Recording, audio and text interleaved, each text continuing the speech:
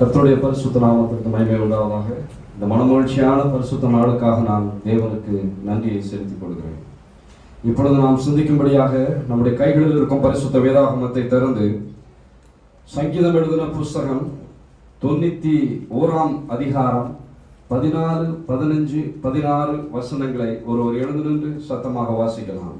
அவன் என்னை நோக்கி கூப்பிடுவான், நான் அவனுக்கு மறு உத்தரவு அருளி செய்வேன். 14, 15. அவன் என்னிடத்தில் வாஞ்சியாய் இருக்கிறபடியால் அவனை விடுவிப்பேன். என் நாமத்தை அவன் அறிந்திருக்கிறபடியால் அவனை உயர்ந்த அடைக்கலத்திலே வைப்பேன். அவன் என்னை நோக்கி கூப்பிடுவான், நான் அவனுக்கு மறு உத்தரவு அருளி செய்வேன். ஆபத்தில் நானே அவனோடு இருந்து அவனை தப்புவித்து அவனை கனப்படுத்துவேன். நீடித்த நாட்களால் அவனை திருப்தியாக்கி என் ரட்சிப்பை அவனுக்கு காண்பிப்பேன் என்பதே. ஹல்லேலூயா, ஹல்லேலூயா, ஹல்லேலூயா. கர்த்தருடைய பரிசுத்த நாமத்திற்கு மகிமை உண்டாவதாக. அவன் என்னிடத்தில் வாஞ்சியாய் இருக்கிறபடியால் அவனை விடுவிப்பேன். என் நாமத்தை அவன் அறிந்திருக்கிறபடியால் அவனை உயர்ந்த அடைக்கலத்தில் வைப்பேன். அவன் என்னை நோக்கி கூப்பிடுவான், நான் அவனுக்கு மறு உத்தரவு அருளி செய்வேன். ஆபத்திலே நானே அவனோடு இருந்து அவனை தப்புவித்து அவனை கனப்படுத்துவேன். நீடித்த நாட்களாய் அவனை திருப்தியாக்கி என் ரட்சிப்பை அவனுக்கு காண்பிப்பேன். கர்த்தருடைய மகா பரிசுத்தமுள்ள நாமத்திற்கு மகிமையும் கனமும் உண்டாவதாக. கடந்த நாட்களிலே நான் இந்த சங்கீதம் 91ஆம் அதிகாரத்தை முழுமையாக வாசித்து ஆராயும் பொழுது பரிசுத்த ஆவியானவர் ஒரு சில காரியங்களை, தெய்வீக ஆலோசனைகளை இந்த அதிகாரத்தின் வழியாக அடியேற்கு கற்றுக் கொடுத்தார். அவைகளை உங்கள் மத்தியிலே சொல்லிக்கொள்ள தூய ஆவியானவர் நாம் யாருக்கும் நல்ல கிருபை செய்வாராக. இந்த சங்கீதத்தை எழுதினவர் பக்தனாகிய மோசே. எப்படி என்றால் 90ஆம் சங்கீதத்தின் மேல் பகுதியை நீங்கள் வாசித்தீர்கள் என்றால் தேவனுடைய மனிதனாகிய மோசேயின் ஜெபம் என்று எழுதப்பட்டிருக்கிறது. அதனுடைய தொடர்ச்சி தான் சங்கீதம் 91. இந்த 91ஆம் அதிகாரத்தை அடியேன் வாசித்துக் கொண்டு இருக்கும் பொழுது என்னை தொட்ட ஒரு வசனம், அவன் என்னிடத்தில் வாஞ்சையாய் இருக்கிறபடியால். இந்த வார்த்தை அடியனுடைய உள் ஆழத்திலே அதிகமாக தொட்டது. அவன் என்னிடத்தில் வாஞ்சையாய் இருக்கிறபடியால்.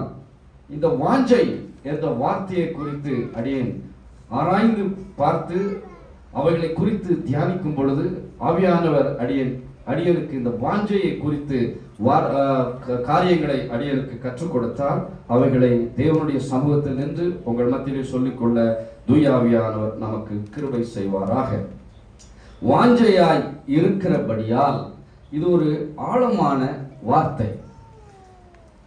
இறைவனுடைய விருப்பம் என்ன என்றால், நம்மை குறித்து இறைவனுடைய விருப்பம் என்னவென்றால் கர்த்தரை பிரியப்படுத்த வேண்டும், இறைவனை நேசிக்க வேண்டும். அது மட்டுமல்ல, அவர் மேல் நாம் வாஞ்சை உள்ளவர்களாய் காணப்பட வேண்டும். நீங்கள் உங்களுடைய பிள்ளைகளிடத்திலிருந்து என்ன எதிர்பார்ப்பீங்க? அவர்கள் உங்கள் மேல் அன்பாய் இருக்க வேண்டும், உங்களை நேசிக்க வேண்டும், பிற்காலத்திலே உங்களுக்கு ஆதரவாய் இருக்க வேண்டும் என்றுதானே உங்க பிள்ளைகளிடத்துல நீங்க எல்லாரும் எதிர்பார்க்கிறீங்க. அப்படிதானே எதிர்பார்க்கிறீங்க? பிள்ளைங்க உங்களை நேசிக்கணும், உங்களுக்கு ஆதரவாக இருக்கணும், கடைசி நாட்களில உங்களை அன்பாக இருந்து நேசித்து காப்பாற்ற வேண்டும் என்றுதானே எல்லாரும் எதிர்பார்க்கிறோம். அப்படிதானே? இதே போலதான் நம்முடைய இறைவனாகி இயேசு கிறிஸ்து நமக்கு பல ஆசீர்வாதத்தை கொடுத்திருக்கிறார். அவர் நம்மிடத்துல என்ன எதிர்பார்க்கிறார் என்றால், என்னுடைய பிள்ளை என் மேல் வாஞ்சையாய் இருக்க வேண்டும், என்னுடைய பிள்ளை என்னுடைய மார்பிலை சாய்ந்து கொண்டு என்னை துதிக்க வேண்டும், என்னுடைய பிள்ளை எனக்கு பிரியமானதை செய்ய வேண்டும், என்னுடைய பிள்ளை எனக்கு பிரியமாய் நடக்க வேண்டும் என்று இறைவன் நமக்கு ஆசீர்வாதங்கள் எல்லாவற்றையும் அருளி தந்து நம்மிடத்திலிருந்து எதிர்பார்க்கிற முக்கியமான ஒரு காரியம், என்னுடைய பிள்ளை என் மேல் வாஞ்சையாய் இருக்க வேண்டும். நீங்க எல்லாரும் கர்த்தருடைய பிள்ளைகள் தானே? அப்போ கர்த்தர் உங்கள்கிட்ட என்ன எதிர்பார்க்கிறார்னா, என் பிள்ளை அந்த உரிமையை எடுக்கிறார். என்னுடைய பிள்ளை, என் பிள்ளை என்னைய நேசிக்கணும், என் பிள்ளை என் மேல் அன்பாய் இருக்கணும், என் பிள்ளை என் மேல் வாஞ்சையாய் இருக்கணும் என்று கர்த்தர் விரும்புகிறார். நம்ம இப்படி செய்தோம் என்றால் நமக்கு ஆசீர்வாதத்தை அள்ளி கொடுப்பார். இறைவனாகி இயேசு ஆசீர்வாதத்தை கிள்ளி கொடுக்கிறவர் அல்ல. மனிதன் தான் இன்னொருவருக்கு நன்மை செய்ய வேண்டும் என்றால் கிள்ளி கொடுக்கிறவனாய் இருக்கிறான். ஆனால் நம்முடைய இறைவனாகிய இயேசு கிறிஸ்து நமக்கு ஒரு நன்மை, ஒரு ஆசீர்வாதத்தை அவர் கிள்ளி கொடுக்கிறவர் அல்ல, அள்ளி தருகிறவராய் காணப்படுகிறார். இப்படி நாம் இறைவனுக்கு பிரியமாக இருந்து அவருடைய வார்த்தையின்படி நடந்து அவர் மேல் வாஞ்சியாய் இருக்கும் பொழுது இயேசுவானவர் வானத்தின் பல கனிகளை திறந்து நம்மை ஆசீர்வதிக்கிறவராய் இருக்கிறார். இது வேதத்துல ஒரு நல்ல உதாரணம் பக்தனாகி தாவீது வாழ்க்கை. தாவீது மேன்மைக்கும் உயர்வுக்கும் முக்கியமான காரணம் என்ன என்றால் அவர் கர்த்தர் மேல் வைத்திருந்த உண்மையான அன்பு. மாழ்மாட்டம் அல்ல, வேஷம் போடுகிறதல்ல, வெளியில ஒரு முகம் உள்ளே ஒரு முகம் அல்ல, உண்மையாக கர்த்தரிடத்திலே அவர் அன்பு செலுத்தினார். அதனால்தான் அவர் இவ்விதமாக கூறுகிறார். வாசிக்கலாம். சங்கீதம் எழுதின புஸ்தகம் 42ஆம் அதிகாரம் 1வது வசனத்தை வாசிக்கலாம். சங்கீதம் 42:1. மானானது நீரோடைகளை வாஞ்சித்து கதறுவது போல தேவனே என் ஆத்துமா உம்மை வாஞ்சித்து கதறுகிறது. மானானது நீரோடைகளை வாஞ்சித்து கதறுவது போல தேவனே என் ஆத்துமா உம்மை வாஞ்சித்து கதறுது என்று இயேசுவின் மேல், அந்த இறைவன் மேல் அன்பாய் வாஞ்சித்து அவர் உள்ளத்திலிருந்து அவர் வாஞ்சித்து கதறது நிமித்தம் தான் ஒரு உன்னதமான நிலைமையிலே தாவீது காணப்பட்டார். வாசிக்கலாம். சங்கீதம் 63:1. சங்கீதம் 63:1. தேவனே நீர் என்னுடைய தேவன், அதிகாலமே உம்மை தேடுகிறேன். வறண்டதும் விடாய்த்ததும் தண்ணீரற்றதுமான நிலத்திலே என் ஆத்துமா உம்மேல் தாகமாய் இருக்கிறது, என் மாம்சமானது உம்மை வாஞ்சிக்கிறது. என் ஆத்துமா உம்மேல் தாகமாய் இருக்கிறது, என் மாம்சமானது உம்மை வாஞ்சிக்கிறது என்று தாவீது இறைவன் மேல் முழு வாஞ்சை உள்ளவராய் காணப்பட்டார். அருமையான கர்த்தருடைய பிள்ளைகளே, தாவீது தேவன் மேல் வாஞ்சை இருப்பதற்கு மேலாக அவர் ஆலயத்தின் மேலாகவும் வாஞ்சையாக இருந்தார்.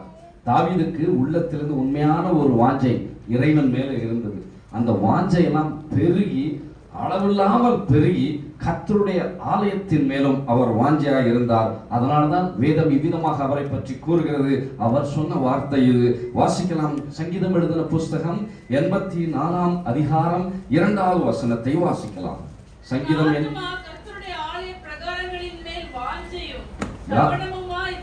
எதன் மேல் வாஞ்சையா இருக்கிறது? ஆலய பிரகாரங்களின் மேல் வாஞ்சையா இருக்கிறது. தாவீது அவருடைய இருதயம் உண்மையான, எந்த போலியான அன்போ போலியான இது கிடையாது, உண்மையான வாஞ்சை இயேசுவின் மேல் இருந்தது.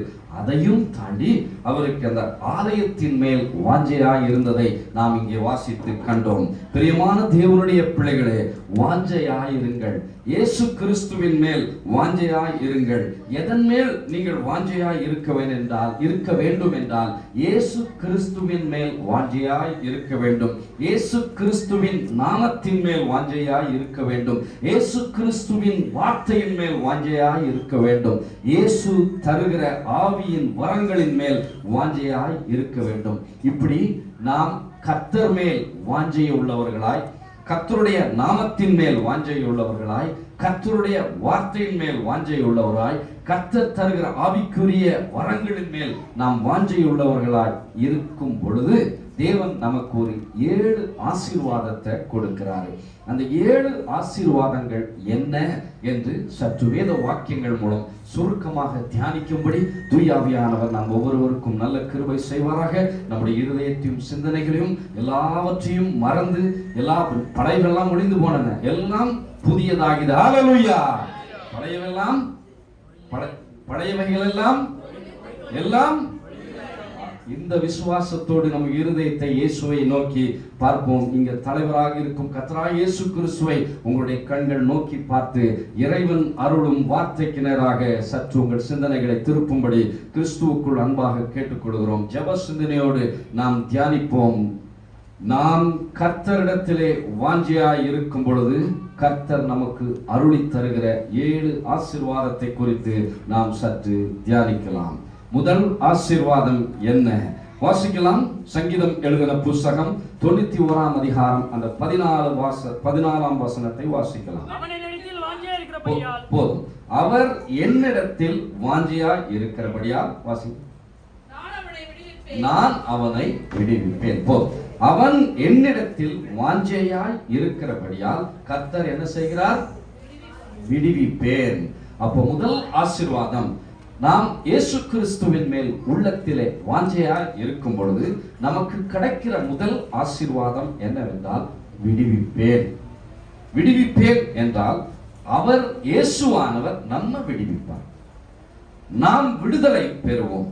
நாம் கட்டுண்டவர்களாய் இருக்க மாட்டோம், சிறைப்பட்டவர்களாய் இருக்க மாட்டோம், பில்லி சூனிய செய்வினை கட்டுகளால் கட்டப்பட்டு இருக்க மாட்டோம், சிக்கிக் கொண்டு தவிக்க மாட்டோம். நீங்கள் இயேசு கிறிஸ்துவின் நாமத்தை விசுவாசித்து இயேசுவை வாஞ்சிக்கும் பொழுது நீங்கள் விடுதலை பெற்றவர்களாய் இருப்பீர்கள். ஹல்லேலூயா! என்ன பிரச்சனை உங்களுடைய வாழ்க்கையில நீங்கள் தவித்துக் கொண்டு இருந்தாலும், என்ன போராட்டத்திலே உங்க இருதயம் கலங்கி போய் இருந்தாலும், நீங்க இயேசுவை நோக்கி பாருங்க. மனுஷனா பார்க்காதீங்க, இயேசுவை நோக்கி பாருங்க. அவரை துதிங்க, அவர் மேல் வாஞ்சையாய் இருங்க. இன்றைக்கு நான் இப்படி இருப்பேன், என்னோட கவலைகள் போராட்டங்களுக்கு எல்லாவற்றையும் கர்த்தராகிய இயேசு கிறிஸ்துவின் அந்த பாரத்தை அவர் மேல் வைத்து என் இயேசுவை நோக்கி நான் பார்ப்பேன், நான் அவரை துதிப்பேன், அவர் மேல் நான் வாஞ்சையாய் இருப்பேன் என்று நீங்கள் இந்த நாளிலே தீர்மானம் எடுக்க வேண்டும். எடுப்பீர்களா? கர்த்தருடைய பரிசுத்த நாமத்திற்கு மகிமை உண்டாவதாக. ஏனென்றால் வேதம் அதை தான் சொல்லுகிறது. பிரியமானவர்களே, சற்று வாசிக்கலாம். சங்கீதம் எழுதின புஸ்தகம் 50ஆம் அதிகாரம் 15வது வசனத்தை வாசிக்கலாம். சங்கீதம், ஆபத்து காலத்தில் என்னை நோக்கி கூப்பிடு, நான் உன்னை விடுவிப்பேன், நீ என்னை மகிமைப்படுத்துவாய். ஆபத்து காலம் நமக்கு ஒரு போராட்டம், பிரச்சனை, வேதனை இருதயத்தை குத்தி கிழிக்கும் பொழுது, பிரியமான தேவ பிள்ளைகளே, இயேசுவின் அன்பான முகத்தை பாருங்க, அவரை துதிங்க, உங்கள் பாரத்தை எல்லாம் அவர் மேல் வைத்து வாஞ்சையாய் இருங்க. ஆபத்து காலத்தில் என்னை நோக்கி கூப்பிடு என்று இயேசுநாதர் சொல்லி இருக்கிறார் அல்லவா?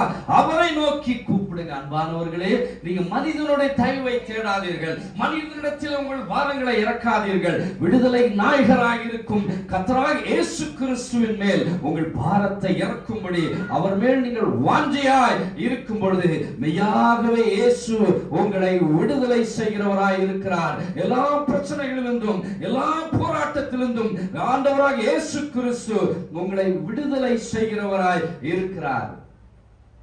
நாம் எல்லாரும் விடுதலை ஆக வேண்டும். பிரச்சனையிலே மூழ்கி இருக்க கூடாது, போராட்டத்திலே மூழ்கி இருக்க கூடாது, பாவ போராட்டத்திலே மூழ்கி இருக்க கூடாது, மாம்சிக இச்சைகளே மூழ்கி இருக்க கூடாது. நமக்கு ஒரு விடுதலை வேண்டும் அல்லவா? விடுவிப்பேன். கர்த்தர் மேல் வாஞ்சையாய் இருக்கும் பொழுது கர்த்தர் நம்மை விடுவிக்கிறவராய் இருக்கிறார். இந்த விடுதலை எவ்விதமாக நாம் பெற்றுக்கொள்ள முடியும்? யாரால இந்த விடுதலை நமக்கு கிடைக்கும் என்று வேதம் அழகாக நமக்கு கற்பித்துக் கொடுக்கிறது. வாசிக்கலாம். யோவான் எழுதின சுவிசேஷம் 8ஆம் அதிகாரம் 36வது வசனத்தை வாசிக்கலாம். யோவான் 8:36. குமாரன் உங்களை விடுதலையாக்கினால், குமாரன் உங்களை விடுதலையாக்கினால் மெய்யாகவே நீங்கள் விடுதலை ஆவீர்கள். யாராலப்பா உங்களை விடுதலையாக்க முடியும்? குமாரன் என்றால் அருமைநாதர் இயேசு கிறிஸ்து. குமாரன் உங்களை விடுதலையாக்கினால் மெய்யாகவே உங்களுக்கு விடுதலை உண்டு. எப்படி நம்ம விடுதலை பெற்றுக்கொள்ள முடியும்? வாசிக்கலாம். யோவான் 8:32. சத்தியத்தை அறிவீர்கள், சத்தியம் உங்களை விடுதலையாக்கும். எப்படி நான் விடுதலை பெற்றுக் கொள்வது? சத்தியத்தை நீங்கள் அறிய வேண்டும். அந்த சத்தியத்தை நீங்கள் அறியும் பொழுது வேதத்தில் அந்த மகத்துவமான சத்தியம் நமக்கு கொடுக்கப்பட்டிருக்கிறது. அந்த சத்தியத்தை நாம் உள்ளே அறியும் பொழுது நமக்கு மெய்யாகவே விடுதலை உண்டாகும். எப்படி பிரியமானவர்கள் நாம் பிரச்சனை போராட்டத்திலிருந்து விடுதலையாக முடியும்? வாசிக்கலாம். யாராலே விடுதலை தர முடியும்? வாசிக்கலாம். 2 கொரிந்தியரின் புஸ்தகம் 3ஆம் அதிகாரம் 17வது வசனத்தை வாசிக்கலாம். கர்த்தரே ஆவியானவர், கர்த்தரே ஆவியானவர், கர்த்தருடைய ஆவி எங்கேயோ அங்கே விடுதலை. ஹல்லேலூயா! கர்த்தருடைய ஆவி எங்கேயோ அங்கே விடுதலை உண்டு. எனக்கு விடுதலை வேண்டும், பிரச்சனையிலிருந்து விடுதலை வேண்டும், போராட்டத்திலிருந்து விடுதலை வேண்டும், இந்த மாம்ச இச்சைகளிலிருந்து எனக்கு விடுதலை வேண்டும், குடும்ப போராட்டத்திலிருந்து எனக்கு விடுதலை வேண்டும். யாருப்பா உன்னை விடுதலையாக்க முடியும்? மனிதனால் கூடாதது. ஆனால் இறைவனாகிய இயேசுவின் நாமத்தினாலே சொல்லுகிறேன், இயேசுவால் கூடும். நீ எந்த போராட்டம் பிரச்சனையில் நீ போய்கொண்டிருந்தாலும் உனக்கு விடுதலை கிடைக்கும். யாரால? குமாரனாகிய இயேசு கிறிஸ்துவினாலே, அவர் அருளும் சத்தியத்தினாலே, அந்த அவரால் கொடுக்கும் அந்த பரிசுத்த ஆவியானவர்னாலே நீ விடுதலை பெற முடியும். எந்த மனுஷனும் எந்த மனிதனுடைய கரமும் உன்னை விடுதலை செய்ய முடியாது. நீ போகிற பாதையிலே, நீ படுகிற போராட்டத்திலே, நீ படுகிற பிரச்சனையிலே, நீ படுகிற மன வேதனையிலே எந்த மனுஷனுடைய கரமும் உன்னை விடுதலை செய்ய முடியாது. இயேசு கிறிஸ்துவின் கல்வாரி இரத்தத்தினால் அருளப்படுகிற கரம்தான் உன்னை எல்லா பிரச்சனை போராட்டத்திலிருந்து விடுதலையாக்க வல்லமை உள்ளதா இருக்கிறது. ஹல்லேலூயா! பிரியமான தேவனுடைய பிள்ளைகளே, நாம் யார் மூலமாக விடுதலையாக முடியும்? எந்த மனுஷனாலும் விடுதலையாக முடியாது. குமாரனாகிய இயேசு கிறிஸ்துவினாலே நான் விடுதலையாக முடியும். அவர் அருளிய சத்தியத்தினாலே நான் விடுதலையாக முடியும். அவர் நமக்கு கொடுக்கப்பட்ட அந்த பரிசுத்த ஆவியானவர் மூலம்தான் நமக்கு விடுதலை உண்டாகும். எந்த மனுஷனும் உங்களை விடுதலை செய்ய முடியாது. வேதத்துல பல உதாரணங்கள் இருக்கின்றது. கர்த்தருடைய பிள்ளைகள் எப்படி விடுதலை பெற்றார்கள். நெருக்கம், வேதனை, பிரச்சனை, போராட்டம் இப்படி வரும் பொழுது தேவ பிள்ளைகள் எப்படி விடுதலை பெற்றார்கள் என்று பல உதாரணங்கள் இருக்கின்றன. அவைகளில் சில உதாரணங்களை உங்கள் மத்தியிலே சொல்லுகிறேன். இஸ்ரவேல் மக்கள் எகிப்து தேசத்துல அடிமைத்தனமாக இருந்தார்களா இல்லையா? எத்தனை வருஷம் அடிமைத்தனமா இருந்தாங்க? எத்தனை வருஷம்? 4 வருஷமா? 40 வருஷமா? 430 வருஷம் அடிமையாக இருந்தார்கள். பார்வோன் ஒரு பக்கம் ஒடுக்கி கொண்டு இருந்தான், மறுபக்கம் சித்திரவதை. ஆண் குழந்தைகள் பிறந்தால் நதியிலே போடப்பட வேண்டும் என்று சட்டம் இருந்தது.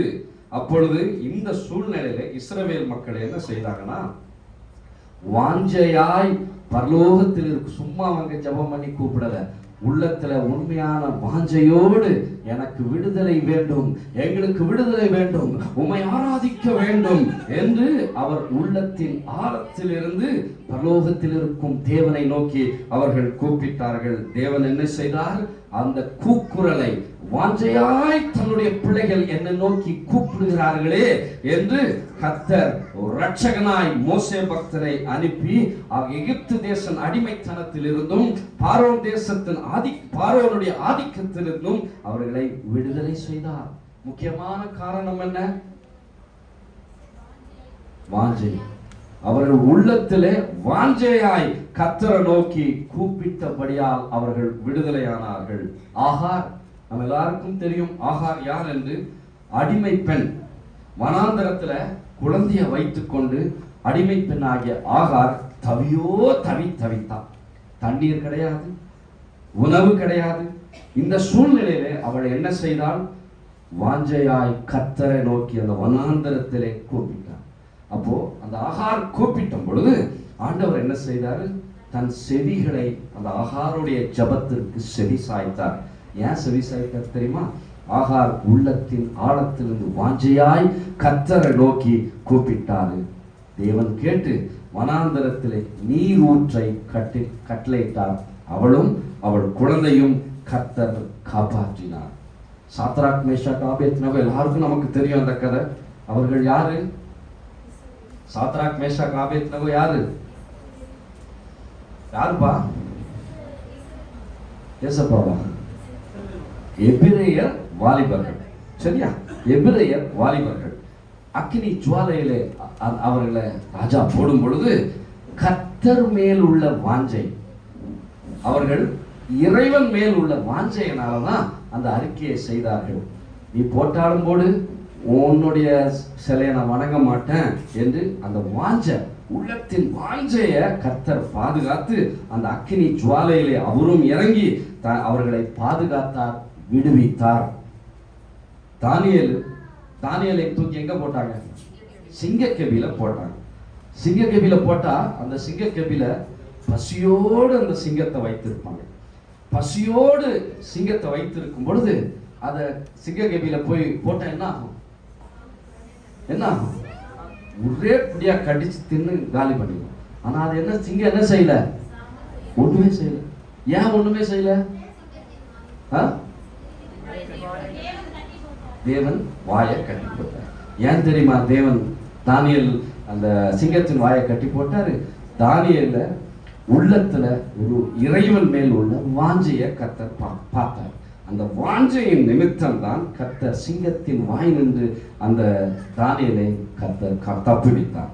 அப்போஸ்தலனாகிய பேதுரு சிறைச்சாலையில் இருந்தாரா இல்லையா? இருந்தார். அவர் இருக்கும்போது என்ன நடந்துச்சு? சிறைச்சாலையில் இருக்கும்போது எப்படி அவர் விடுதலை பெற்றாரு? சரி, கட்டியாச்சு, உள்ள தூக்கி வச்சாச்சு. எப்படி அவர் விடுதலை ஆனார்?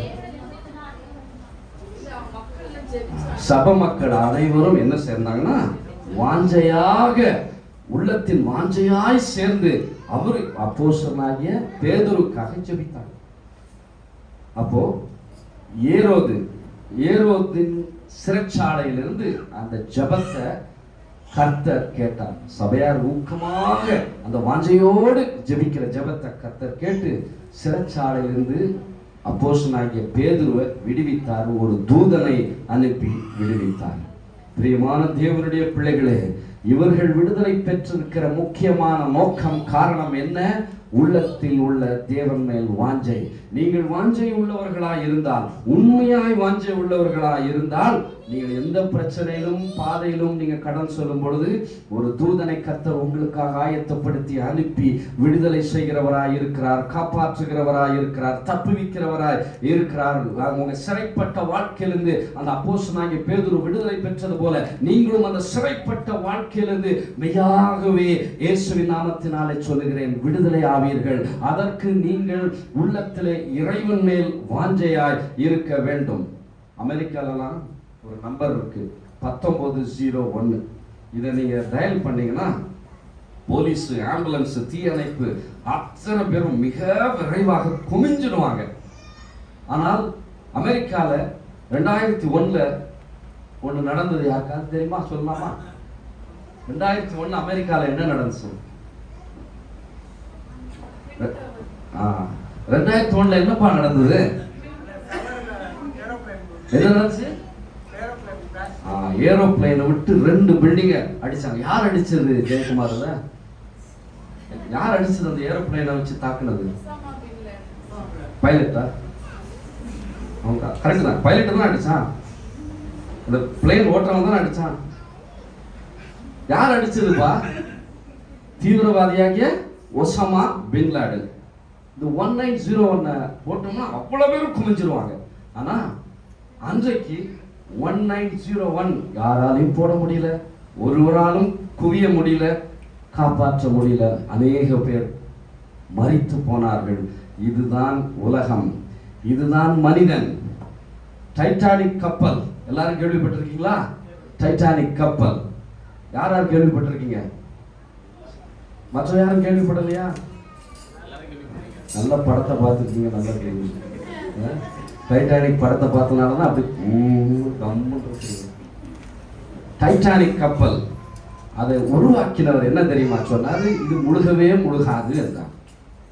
நான் உருவாக்கின இந்த கப்பல் முழுகவே முழுகாது என்று சொன்னார். ஆனால் ஒரு பனிப்பாறையிலே அது மோதிய போது கப்பல் உடைந்து முழுகிவிட்டது. 2000 பேர் அதுல இருந்தாங்கன்னு சொல்றாங்க. அதுல 700 பேரை மட்டும்தான் காப்பாற்ற முடிந்தது. இதுதான் விஞ்ஞானம், மனிதனால் உண்டாக்கப்படுகிற விஞ்ஞானம். நம்ம இப்பொழுது போராட்டம், பிரச்சனை என்ற ஒரு காலத்துல நம்ம வாழ்ந்து கொண்டு இருக்கிறோம். இப்படிப்பட்ட பிரச்சனையில மனிதனை நம்பாதீங்க, விஞ்ஞானத்தை நம்பாதீங்க. சில பிரச்சனைகளுக்கு கர்த்தர் ஒருவர் தான் விடுதலை செய்ய முடியும். கர்த்தர் மட்டும்தான் விடுதலை செய்ய முடியும். கர்த்தர் மட்டும்தான் பாதுகாக்க முடியும். நம்ம என்ன செய்யணும்னா, நம்முடைய பிரச்சனை, குடும்ப பிரச்சனையா, வேலை ஸ்தலத்துல பிரச்சனையா, வாழ்க்கையில பிரச்சனையா, பாரமாக இருக்கா, கடன் பிரச்சனையா, வேதனையா, இதை நெருக்குறதா, உங்களை நெருக்கிறதா, உங்க பிரச்சனை, போராட்டம், வியாதி எல்லாவற்றையும் நான் விடுதலையாக வேண்டும் என்று நீங்க வாஞ்சிக்கிறீர்கள் என்றால் உங்கள் எல்லா பாரத்தை கர்த்தராகிய இயேசு கிறிஸ்துவின் மேல் வைத்து விடுங்க. அவர் மேல வச்சிருங்க. வருத்தப்பட்டு பாரம் சுமப்போர்களே நீங்கள் யாவரும் யாரிடத்துல வரணும் என்று சொல்லி இருக்கிறது. இயேசுவின் இடத்துல வாங்க என்று சொல்லி இயேசு உங்களை அழைக்கிறார்ப்பா. வந்து உங்களோட வருத்தங்கள், பாரங்கள், போராட்டங்கள் எல்லாத்தையும் அவர் மேல நீங்கள் வச்சிருங்க. வச்சுட்டு வாஞ்சையாய் அவரை நோக்கி கூப்பிடுங்க. நீங்கள் விடுதலை ஆவீங்க. வாஞ்சையாய் அவரை நோக்கி அழைக்க வேண்டும். வாஞ்சையாய் நோக்கி பார்க்கும் பொழுது உங்களை பிரச்சனை எதுவாக இருந்தாலும், உங்க போராட்டங்கள் எதுவாக இருந்தாலும் நீங்கள் விடுதலை ஆவீர்கள். ஏனென்றால் வேதம் இவ்விதமாக சொல்லுகிறது. வாசிக்கலாம். சங்கீதம் எழுதின புஸ்தகம் 46ஆம் அதிகாரம் 1வது வசனத்தை வாசிக்கலாம். சங்கீதம் 46:1. தேவனே நமக்கு அடைக்கலமும் பெலனும், தேவனே நமக்கு அடைக்கலமும் பெலனும், ஆபத்து காலத்தில் அனுகூலமான துணையும் ஆனவர். யார் துணை? மனுஷன் துணையா? வேதத்தில் என்ன எழுதியிருக்கிறது? தேவனே துணை, ஆபத்து காலத்திலே அனுகூலமான துணையும் ஆனவர். இந்த தேவன் இப்படிப்பட்ட நம்முடைய இறைவனாகிய இயேசு கிறிஸ்துவை நோக்கி நாம் வாஞ்சையாய் கூப்பிட்டு ஊக்கமாக ஜெபிக்க வேண்டும்.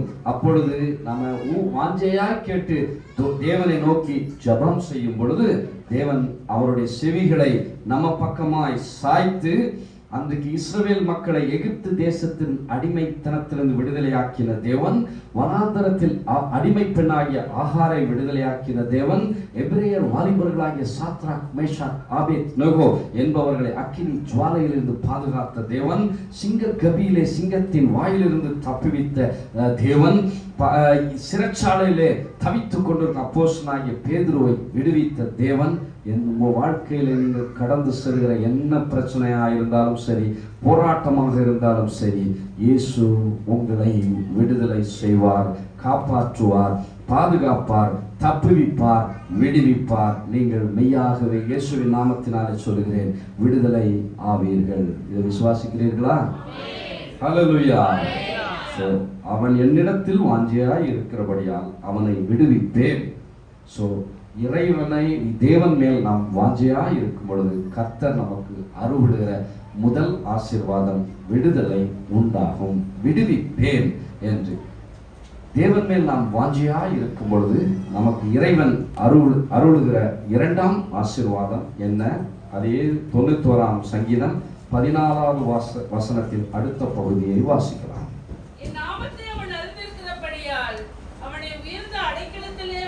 போதும். அவன் என்னிடத்தில் வாஞ்சியாய் இருக்கிறபடியால் அவனை உயர்ந்த அடைக்கலத்திலே வைப்பேன். இரண்டாவது ஆசீர்வாதம் என்ன என்றால், நாம் தேவன் மேல் வாஞ்சியாய் இருக்கும் பொழுது நம்மை கர்த்தர் உயர்ந்த அடைக்கலத்திலே வைக்கிறவராய் இருக்கிறார். உயர்ந்த அடைக்கலம், கர்த்தருடைய அடைக்கலம் எப்படிப்பட்டது என்றால் அது சாதாரண அடைக்கலம் கிடையாது. உயர்ந்த அடைக்கலம், எந்த சாத்தானாலும் எட்டி பிடிக்க முடியாத ஒரு அடைக்கலம். யார் நம்மை உயர்ந்த அடைக்கலத்தில் வைக்க முடியும் என்றால், உங்களுடைய படிப்போ, உங்களுடைய தாளந்தோ, உங்களுடைய திறமையோ, உங்களுடைய செல்வாக்கோ உங்களுக்கு உயர்ந்த அடைக்கலத்தை தராது. இயேசு ஒருவரே உங்களை உயர்ந்த அடைக்கலத்திலே வைத்து பாதுகாக்க முடியும். ஏனென்றால் கர்த்தர் உங்கள் ஒவ்வொருவரையும் தன்னுடைய உள்ளங்கைகளில் வரைந்திருக்கிறார். உள்ளங்கைனா என்ன? காட்டுங்க. உள்ளங்கைனா என்ன? உள்ளங்கைனா இது. கர்த்தர் உங்களை அவருடைய உள்ளங்கைகளில் வரைந்திருக்கிறார். அவர் வேதனையை தரமாட்டார். இயேசுவானவர் வேதனையை தரவே மாட்டார். அதனால்தான் வேதம் அவரை பற்றி விதமாக சொல்லுகிறது. என்ன சொல்லுகிறது? வாசிக்கலாம். நீதிமொழிகளின் புஸ்தகம் 10ஆம் அதிகாரம் 22வது வசனத்தை வாசிக்க கேட்போம். நீதிமொழிகள் 10:20. கர்த்தரின் ஆசீர்வாதமே ஐஸ்வரியத்தை தரும். கர்த்தரின் ஆசீர்வாதமே ஐஸ்வரியத்தை தரும். அதனோடு அவர் வேதனையை கூட்டார். அதனோடு அவர் வேதனையை கூட்டார். ஏன் இறைவன் வேதனை தர மாட்டார்ப்பா? அவரை நோக்கி நீங்க வாஞ்சியா இருந்தீங்கன்னா வேதனை தரமாட்டார். உங்களை உயர்ந்த அடைக்கலத்துல வைப்பார். உயர்ந்த அடைக்கலம் என்றால் யாருமே அதை தொட முடியாது. எந்த எதிரியும் உங்களை தொட முடியாது. எந்த சத்துருவும் உங்களை தொட முடியாது.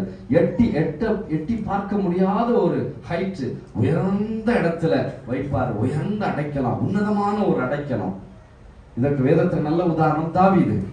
ஆடு மாடு மேய்த்து கொண்டு இருந்த தாவீது ஆடு மாடு தானே மேய்த்து கொண்டு இருந்தாரு. ஆடு மாடு மேய்த்தாரா இல்ல வேற என்ன மேய்த்தாரு? ஆடு மாடு மேய்த்தார். இப்படி ஆடு மாடு மேய்த்த தாவீதை இஸ்ரவேலின் ராஜாவாகிய இறைவன் அபிஷேகம் பண்ணினார். தாவீதுக்கு தன் தேசத்திலும் வெளியிலும் எதிரிகள் ஏராளமான யுத்தம் செய்ய வேண்டியதா இருந்தது. அந்த வேளையில எல்லாம் கர்த்தர் தாவீதுக்கு உயர்ந்த அடைக்கலத்தில் வைத்து பாதுகாத்தார். ஏன் உயர்ந்த அடைக்கலத்துல வைத்தார்னா, தாவீது உள்ளத்திலே வாஞ்சையாய் இருந்தார். இன்றைக்கு கர்த்தர் உங்களையும் உயர்ந்த அடைக்கலத்திலே வைப்பாரு. உங்கள் ஒவ்வொருவரையும் பார்த்து இயேசுவின் நாமத்தினாலே இந்த வார்த்தையை நான் சொல்லுகிறேன். உன்னை வாளாக்காமல் இயேசு தலையாக்குவார். நீ கீழாகாமல் நீ மேலாவாய். ஹல்லேலூயா, ஹல்லேலூயா, ஹல்லேலூயா.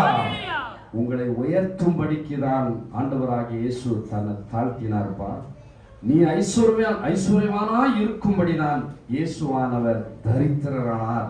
ரட்சிக்கப்பட்ட ஜனமே, உனக்கு ஒப்பானவன் யார்? நீ உயர்ந்த அடைக்கலத்தில் இருக்கிறாய்.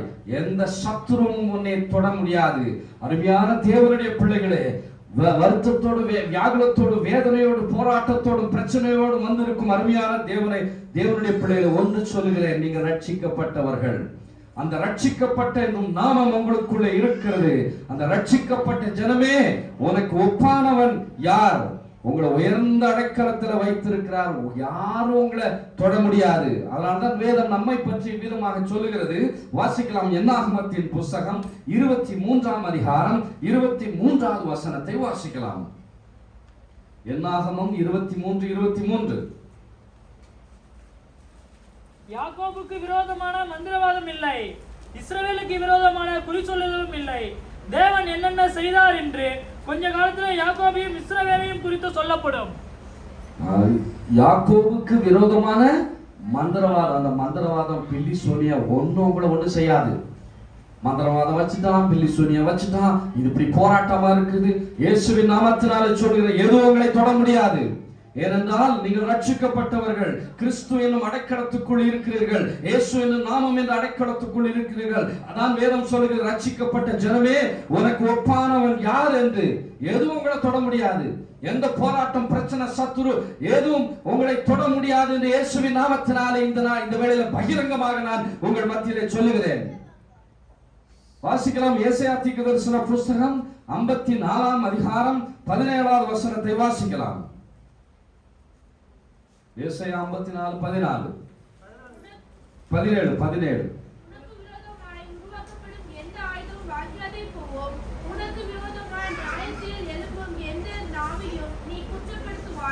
இது கர்த்தருடைய ஊழியக்காரரின் சுதந்திரமும் என்னுள்ளான அவருடைய நீதியுமாய் இருக்கிறது என்று கர்த்தர் சொல்கிறார்.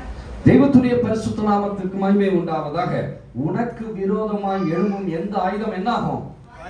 வாய்க்காதே போ. உங்களுக்கு விரோதமா பிரச்சனை எழும்புகிறதா? போராட்டம் எழும்புகிறதா? குடும்பத்துல பிரச்சனை உண்டாகிறதா? வேலை ஸ்தலத்துல பிரச்சனை உண்டாகிறதா? உங்களை வேலை ஸ்தலத்திலே டம்மி ஆக்குறார்களா? பிரச்சனைன்னு கிளப்புறார்களா? எதிராளியாக சாத்தான் கிளப்புகிறான். வேதம் என்னப்பா சொல்லுகிறது?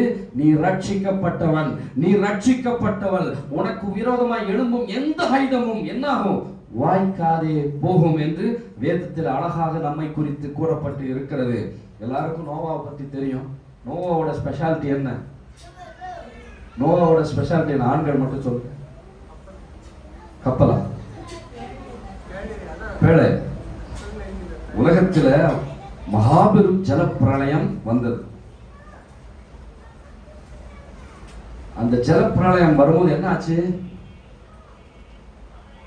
மழை பெஞ்சதா? எவ்வளவு நாள் மழை பெஞ்சது? 40 நாள். மழை பெஞ்சிட்டே இருந்துச்சா இல்ல நின்று மழை பெஞ்சா? ஜெயக்குமார் விட்டு பெஞ்சோ? இரவும் பகலும். Very good. இரவும் பகலும் மழை பெய்து கொண்டே இருந்தது. அப்ப என்ன ஆச்சு? தண்ணி ஏறிக்கொண்டே வெள்ளம் பெருகினது. அந்த பேழைக்குள்ள வெளியில இருந்து எல்லாம் என்ன ஆனாங்க? மரித்து போயிட்டாங்க. பேழைக்குள்ள எல்லா ஜீவராசி, பேழைக்கு வெளியில எல்லா மிருக ஜீவன்களும் எல்லா மனிதர்களும் மரித்து போய்விட்டார்கள். ஆனால் கர்த்தர் நீதிமானாகிய நோவாவையும் அவன் குடும்பத்தையும் தமது உயர்ந்த அடைக்கலமான பேழையில வைத்து பாதுகாத்தார். ஏன் இப்படி வைத்து பாதுகாத்தாரு? நோவாவுடைய நீதி நிமித்தம்.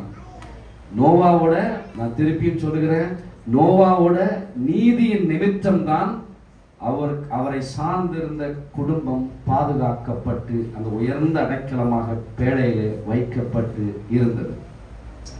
நான் இங்க உங்கள் மத்தியில் நின்று பிரசங்கம் செய்கிறேன் என்றால் என்னுடைய நீதி கிடையாது. நானும் பல போராட்ட பிரச்சனைக்கு விடுதலையாக்கப்பட்டு தான் வந்திருக்கிறேன். இந்த வேளையில நான் இருக்கிறேன். நானும் பெரிய பரிசுத்தவான் என்று நான் சொல்ல முடியாது. நானும் ஒரு சாதாரண ஒரு மனிதன். நான் இந்த வேளையிலே கர்த்தராகிய இயேசு கிறிஸ்துவின் இரத்தத்தால் கழுவப்பட்டு பக்தியுள்ள வாழ்க்கைக்கு வந்து ஒரு தேவனுடைய ஊழியக்காரனாய் நின்று நான் உங்கள் மத்தியிலே பிரசங்கம் செய்கிறேன் என்றால் கர்த்தர் என்னையும் அந்த உயர்ந்த அடைக்கலமாகி வைத்து பாதுகாக்கிறபடியால். இதற்கு காரணம் என்னுடைய தாய் தகப்பன் தான். அவர்கள் நீதியாய் இருந்தபடியால், என்னுடைய தாய் தகப்பன் நீதி உள்ளவர்களாய், நியாயம் செய்கிறவர்களாய், பக்தி உள்ளவர்களாய் இருந்தபடியால் அவர்களுடைய நீதியின் நிமித்தம் தான் நான் பாதுகாக்கப்பட்டிருக்கிறேன் தவிர என்னுடைய நீதியின்படி நான் பாதுகாக்கப்படவில்லை என்று நான் சொல்லுகிறேன். அதே போலதான் ஐயாவோட நீதியின் நிமித்தம் தானே அவர்களுடைய குடும்பம் பாதுகாக்கப்பட்டு வருகிறது. ஐயா ஒரு மனிதனுடைய நீதியின் நிமித்தம் தான் முழு குடும்பமும் உயர்ந்த அடைக்கலமான பேழையில வைக்கப்பட்டு இருக்கிறது தவிர வேற எந்த நோக்கமும் எந்த காரியமும் கிடையாது. நானும் இப்படி நீதி உள்ளவனாய் காணப்படுகிறேன் என்றால் அதற்கு காரணம் என்னுடைய தாய் தகப்பன் தான். அவர்கள் நீதி உள்ளவர்களாய் இருந்தபடியால் நானும் இந்த பேழையாகிய கிறிஸ்துவின் சபைக்குள்ள உயர்ந்த அடைக்கலத்தில் வைக்கப்பட்டு இருக்கிறேன். அருமையான தேவனுடைய பிள்ளைகளே, இது மனிதனால் கூடாதது. நோவா அவருடைய நீதி நிமித்தம் தான் குடும்பத்தை கர்த்தர் பேழைக்குள்ளே பாதுகாத்தாரு. எது உயர்ந்த அடைக்கலம்? தாவீது தன்னுடைய அனுபவங்களின் மூலமாக இவ்விதமாக சொல்லுகிறார் எது உயர்ந்த அடைக்கலம் என்று. வாசிக்கலாம். சங்கீதம் எழுதின புஸ்தகம் 61ஆம் அதிகாரம் 2வது வசனத்தை வாசிக்கலாம்.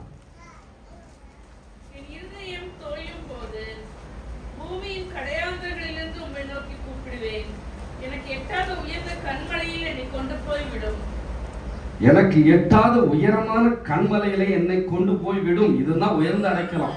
தாவீது அந்த அனுபவத்தை சொல்லுகிறாரு. வேதத்தின்படி எது உயர்ந்த அடைக்கலம் என்றால் இயேசு கிறிஸ்துவின் ரத்தம். உயர்ந்த அடைக்கலம் எது என்றால் இயேசு கிறிஸ்துவின் ரத்தம். அவருடைய பரிசுத்த ஆவியின் அக்கினி மதில். செகரியா 2:5. உன்னதமானவருடைய மறைவு, சர்வ வல்லவருடைய நிழல். சங்கீதம் 91:4. சுடரொளி பட்டயம், தேவ தூதர். இந்த 5 தான் உயர்ந்த அடைக்கலம். மறுபடியும் சொல்லுகிறேன், இயேசு கிறிஸ்துவின் ரத்தம், அவருடைய பரிசுத்த ஆவியின் அக்கினி மதில், உன்னதமானவருடைய மறைவு, சர்வ வல்லவருடைய நிழல், சுடரொளி பட்டயம், தேவ தூதர். இந்த 5 காரியம்தான் உன்னதமான மறைவு, உயர்ந்த அடைக்கலம். நாம் தேவன் மேல் வாஞ்சியாய் இருக்கும் பொழுது தேவன் இப்படிப்பட்ட அந்த 5 வகையான உயர்ந்த அடைக்கலத்தை நமக்காக வைத்து அதற்குள்ள வைத்து நம்மளை பாதுகாப்பார். தேவன் மேல் வாஞ்சியாய் இருக்கும் பொழுது நமக்கு அருளப்படுகிற 2வது ஆசீர்வாதம் உயர்ந்த அடைக்கலத்திலே வைப்பார். உங்களை எல்லாரும் உயர்ந்த அடைக்கலத்தில் வச்சிருக்கிறாங்க. அதனால்தான் நீங்கள்லாம் இந்த நிலையில ஜீவனோடு இருக்கிறீர்கள். எவ்வளவு பிரச்சனை, போராட்டம், எவ்வளவு பாவம் செய்து கொண்டும் நாம இங்க ஜீவனோடு இருக்கிறோம்னா எதனாலப்பா? உயர்ந்த அடைக்கலத்துல இயேசுவானவர் உங்களை வைத்திருக்கிறார். அதற்கு முக்கிய காரணம் நீங்கள் ரட்சிக்கப்பட்டவர்கள். ஹல்லேலூயா. இதை விசுவாசிக்கிறீர்களா? 3வது ஆசீர்வாதம் என்ன? வாசிக்கலாம். சங்கீதம் 91:15. அவன் என்னை நோக்கி கூப்பிடுவான், நான் அவனுக்கு மறு உத்தரவை அருளி செய்வேன். போதும், நான் அவனுக்கு மறு உத்தரவு அருளி செய்வேன். 3வது ஆசீர்வாதம் என்னவென்றால் கர்த்தர் மறு உத்தரவு அருளி செய்வார். முதல் ஆசீர்வாதம் என்ன? விடுவிப்பார். 2வது ஆசீர்வாதம் உயர்ந்த அடைக்கலம். 3வது மறு உத்தரவு அருளி செய்வார். நீங்கள் தேவன் மேல் வாஞ்சையாய் இருக்கும் பொழுது நிச்சயமாக கர்த்தர் உங்களுடைய ஜெபத்திற்கு பதில் கொடுப்பார், மறு உத்தரவு அருளி செய்வார். நம் தேவன் எப்படிப்பட்டவர் என்றால் அவர் ஜெபத்தை கேட்கிறவர் மாத்திரமல்ல, பதில் அளிக்கிற தேவன், மறு உத்தரவு தருகிற தேவனாய் இருக்கிறார். நம்முடைய இயேசுவானவர், நீங்க யாரை விசுவாசித்து யாரை வழிபட்டு வந்திருக்கிறீங்க? கர்த்தராகிய இயேசு கிறிஸ்து. அவர் ஜெபத்தை கேட்கிறவர் மாத்திரமல்ல, நீங்க உள்ளத்துல வாஞ்சையா ஜெபிக்கும் பொழுது, அவரை நேசிக்கும் பொழுது உங்கள் ஜெபத்தை கேட்கிறவர் மாத்திரமல்ல, பதில் கொடுக்கிறவராய் இருக்கிறார். ஏனென்றால் அவர் பேசாத கல்லோ பேசாத மண்ணோ கிடையாது. அவர் ஜீவனுள்ளவர், ஜீவாதிபதி. அல்லேலூயா. அதனால்தான் ஏசாயா தீர்க்கதரிசி அவரை குறித்து விதமாக சொல்லுகிறார். வாசிக்கலாம். ஏசாயா தீர்க்கதரிசன புஸ்தகம் 58ஆம் அதிகாரம் 9வது வசனத்தை வாசிக்க கேட்போம். அப்பொழுது நீ கூப்பிடுவாய், கர்த்தர் மறு உத்தரவு கொடுப்பார். நீ கர்த்தரை நோக்கி கூப்பிடும் பொழுது கர்த்தர் என்ன பதில் கொடுப்பாரா மாட்டாரா? கொடுப்பாரா மாட்டாரா? கொடுப்பார். என்ன சொல்லி இருக்கு? ஆண்கள் ஒருவர் வாசிங்க. ஏசாயா 58:9. அப்பொழுது நீ கூப்பிடுவாய், கர்த்தர் மறு உத்தரவு கொடுப்பாரு. நீங்கள் வேதத்துல உள்ளதை நம்புறீங்களா நம்பலையா? நம்புறீங்க. கர்த்தர் என்ன சொல்லுகிறார்? வேதம் என்ன சொல்லுகிறது? ஏசாயா தீர்க்கதரிசி என்ன சொல்லுகிறாரு? நீ கர்த்தரை நோக்கி கூப்பிடு, கர்த்தர் உனக்கு மறு உத்தரவு கொடுப்பாரு. நீ எந்த மனுஷனை நம்பாதப்பா, எந்த மனிதனுடைய வார்த்தையை நம்பாத, நான் சொல்லுகிறதை நம்பாத. வேதம் என்ன சொல்லுகிறது? நீ கர்த்தரை நோக்கி கூப்பிடும் பொழுது அவர் உனக்கு மறு உத்தரவு தருகிறவரா இருக்கிறார். இந்த வார்த்தையை நீங்க விசுவாசிக்கிறீங்களா? விசுவாசிக்கவில்லையா? ஹல்லேலூயா. நீங்க என்ன பிரச்சனை, போராட்டம் பாதையில போனாலும் சரி, உள்ளத்துல தேவன் மேல் வாஞ்சையா இருந்து அவரை நோக்கி கூப்பிடுங்க. எல்லா பிரச்சனையும் அவரிடத்துல வச்சிருங்க. தவிக்காதீங்க. உன் மனதில் உள்ள மண்டையில உள்ள பாரத்தை எல்லாத்தையும் அவர் மேல இறக்குங்க. இறக்கிட்டு கர்த்தரை நோக்கி கூப்பிடுங்க. உன் ஜெபத்திற்கு கர்த்தர் மறு உத்தரவு தருகிறவராய் இருக்கிறார், கேட்பார். வேதத்துல நல்ல உதாரணம் எலியா தீர்க்கதரிசி. எலியா தீர்க்கதரிசியோட ஸ்பெஷாலிட்டி என்ன? ஆண்கள் சொல்லுங்க, பெண்கள் நல்ல நாலேஜபிளா இருக்காங்க. ஆண்கள் சொல்லுங்க, எலியா தீர்க்கதரிசியோட ஸ்பெஷாலிட்டி என்ன? ஆண்கள் சொல்லுங்க. எலியா அவருடைய மகத்துவம் என்ன?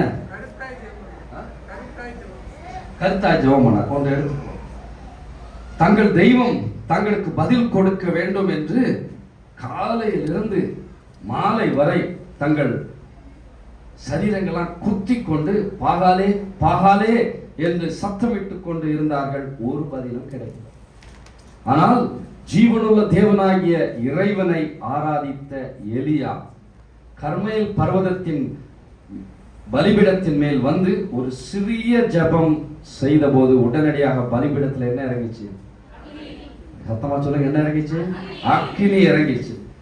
கர்த்தரே தெய்வம், கர்த்தரே தெய்வம் என்று முழங்க எல்லாரும் கேட்டார்கள். காரணம், எலியா தீர்க்கதரிசி உள்ளத்தில் உள்ள வாஞ்சை, நம்பிக்கை. என் ஜெபத்தை கர்த்தர் கேட்பார். அவ்வளவு ஒரு சூழ்நிலை. அவருக்கு வந்த சூழ்நிலை நமக்கு வந்திருக்கு. தவறுச்சுன்னா அவரோட வாழ்க்கை முடிந்தது. தேவன் மேல் நம்பிக்கை வைத்தாரு. வைத்து கர்மேல் பர்வதத்தின் பலிபீடத்தின் மேல் வந்து ஒரு சிறிய ஜெபம் பண்ணாரு.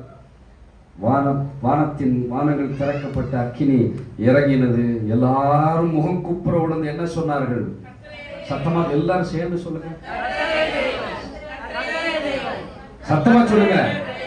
தூங்குறவெல்லாம் எழுப்பி சொல்லுங்க, சத்து கர்த்தரே கர்த்தரே கர்த்தரே. ஹல்லேலூயா.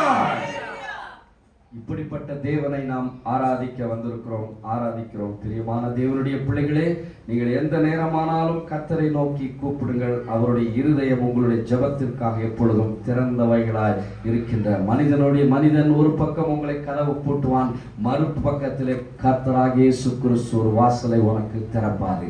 மனிதனுடைய வாழ்க்கையில ஏதோ எல்லாத்தையும் பூட்டி விட்டோம், எல்லாம் நெருக்கப்பட்டு இருக்கு, வாழ்க்கையில வழி தெரியலே என்று தவிக்காதீர்கள். மனுஷன் ஒரு கதவை பூட்டும் பொழுது இயேசு இன்னொரு கதவை திறந்து உன்னை விடுதலையாக்கி உயர்ந்த அடைக்கலத்தில் வைக்கிறவராய் இருக்கிறார். ஹல்லேலூயா. இந்த தேவன் மறு உத்தரவு தருகிற தேவன். இஸ்ரவேலை காக்கிறவர் உறங்குவதும் இல்லை, தூங்குவதும் இல்லை. ஆகையால் இஸ்ரவேலின் யார் நம்மளை காத்துட்டு இருக்கா? இப்ப இஸ்ரவேலை காக்கிற தேவன் உறங்குவதும் இல்லை, தூங்குவது. அதே இஸ்ரவேலின் தேவன் தான் நம்முடைய கோடியூர் கிளையில, நம்முடைய ஆலயத்துல இந்த ஆராதனை வேளையில உறங்காமல் தூங்கிக் கொண்டு இல்லாமல் ஆபிரகாம் பேசுகிறதை கேட்டு நடந்து கொண்டு இருக்கிறார். பின்னாடி சேர்ல தூங்கிக் கொண்டு இருக்கிறார்கள். கர்த்தருடைய பரிசுத்த நாமத்திற்கு மகிமை உண்டாவதாக. இஸ்ரவேலை காக்கிறவர் உறங்குவதும் இல்லை. சாலமோன் தாத்தா சொல்லுங்க, இஸ்ரவேலை காக்கிறவர் உறங்குவதும் இல்லை, தூங்குவதும் இல்லை. என்ன இல்லை? ஐயா மட்டும் சொல்லுங்க, இஸ்ரவேலை காக்கிறவர் உறங்குவதும் இல்லை, தூங்குங்க. இனி தூங்குவீங்களா? தூங்க மாட்டீங்க. உங்களுக்கு என்ன விடுதலை தேவை? பாவ பழக்க வழக்கமா, சாபமா, மந்திரவாதிகளின் போராட்டமா? கர்த்தரை நோக்கி கூப்பிடுங்க. தாயின் கண்கள் தன் குழந்தையின் மேல் நோக்கமா இருக்கிறது போல கர்த்தர், உங்க எல்லாம் தாய்மார்கள், உங்க கண்கள் யார் மேல இருக்கும்? இங்க உட்கார்ந்து இருந்தாலும் உங்க கண்கள் எங்க இருக்கும்? என் பையன் என்ன பண்றான், ஏனோக்கு வெளியே போறான், அவன் என்ன பண்றான், கேட்டு விட்டு வெளியே போறானா, இங்க போறானா என்று சோஃபியாவோட கண்கள் அவனையே நோக்கி இருக்கும் பாருங்க. அதே போலதான் கர்த்தருடைய கண்கள் உங்கள் மேல் நோக்கமாய் இருக்கிறது. நீங்கள் ஜெபிக்கிற ஜெபத்துக்கு இயேசுவானவர் பதில் அளிக்கிறவராய் இருக்கிறாரு. இதனால்தான் ஏசாயா தீர்க்கதரிசி அவருடைய நிருபங்களை இவ்விதமாக சொல்லுகிறார். வாசிக்கலாம். ஏசாயா தீர்க்கதரிசன புஸ்தகம் 65ஆம் அதிகாரம் 24வது வசனத்தை வாசிக்கலாம். அப்பொழுது அவர்கள் கூப்பிடுவதற்கு முன்னே நான் மறு உத்தரவு கொடுப்பேன், அவர்கள் பேசும்போதே நான் கேட்பேன். அவங்க கூப்பிடுவதற்கு முன்னே நான் மறு உத்தரவு கொடுப்பேன் என்று இயேசு இறைவன் சொல்லுகிறாரு. வாசிக்கலாம். மத்தேயு 7:7. மத்தேயு 7:7. கேளுங்கள் அப்போது உங்களுக்கு கொடுக்கப்படும். கேளுங்கள் அப்போது உங்களுக்கு கொடுக்கப்படும். எரேமியா 33:3. எரேமியா 33:3. 920ஆம் பக்கம். என்னை நோக்கி கூப்பிடு, அப்பொழுது நான் உனக்கு உத்தரவு கொடுத்து நீ அறியாததும் உனக்கு எட்டாததுமான பெரிய காரியங்களை உனக்கு செய்வேன். இப்படிப்பட்ட தேவனை ஆராதிக்கிறோம்பா. கேளுங்க. நீங்க கர்த்தரிடத்துல கேட்டிருக்கிறீங்களா? கேட்டிருக்கிறீங்களா? கேளுங்க, உங்களுக்கு கொடுக்கப்படும். நான் பொய் சொல்லலாம்ப்பா, நான் மனுஷன். வேதம் பொய் சொல்லுமா? வேதம் தான் சொல்லுது. இயேசு சொன்னாரு, கேளுங்கள் உங்களுக்கு கொடுக்கப்படும். நீங்க கேட்கிறவன் எவனோ பெற்றுக்கொள்வான். அண்ணாளுக்கு குழந்தை இல்லை, மலடியாக இருந்தாங்க. ஆனால் அவங்க தேவ சமூகத்துல வந்து கர்த்தருடைய ஆலயத்துல கண்ணீர் சிந்துறாங்க. கர்த்தர் அவங்க ஜெபத்தை கேட்டு அந்த கண்ணீரை கண்டு தீர்க்கதரிசியாகிய சாமுவேலை மட்டும் கொடுக்கல, 5 பிள்ளைகளை கர்த்தர் கொடுத்தாரு. கண்ணீரை துடைச்சார். எசேக்கியா ராஜா வியாதிப்பட்டு இருக்கும் பொழுது கண்ணீர் சிந்தி தேவனிடத்துல மன்றாடினாரு. கர்த்தர் சொன்னாரு, உன் கண்ணீரை கண்டேன், உன் விண்ணப்பத்தை கேட்டேன், உன்னுடைய ஆயுசு நாட்களை 15 வருஷங்கள் கூட்டி கொடுத்தேன் என்று கூட்டி கொடுப்பேன் என்று வாக்கு பண்ணின மாத்திரமல்ல, 15 வருஷம் கூட்டி கொடுத்தார். எசேக்கியா ராஜாவுடைய கண்ணீர் ஜெபத்தை கர்த்தர் கேட்டார். பர்தேமேயு என்ற ஒரு குருடன் இருந்தான். தனக்கு பார்வை வேணும் என்று இயேசுவானவர் நடந்து போகும் பொழுது, தாவீதின் குமாரனே எனக்கு இறங்கும் என்று சொன்ன உடனே ரைட் கர்த்தர் போனாரா? கர்த்தர் என்ன பண்ணாரு? நின்று விட்டார். தாவீதின் குமாரனே எனக்கு இறங்கும் என்று கேட்கும்போது கர்த்தர் நின்றுட்டு அவனை அழைத்து கண்களை திறந்து பார்வையடைய செய்தார். எனக்கு அன்பான தேவனுடைய பிள்ளைகளே, நீங்கள் ஒரு துயரமான ஒரு உள்ளத்திலே பாதையில போறீங்களா? மன பாரத்தோடு போறீங்களா? வேதனையோடு போறீங்களா?